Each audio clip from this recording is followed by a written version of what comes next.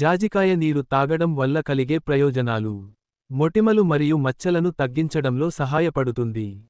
జాజికాయలోని antimicrobial మరియు anti inflammatory లక్షణాలు, మొటిమలు మరియు మచ్చలను తగ్గించడంలో సహాయపడతాయి మరియు చర్మానికి మెరుపును ఇస్తాయి.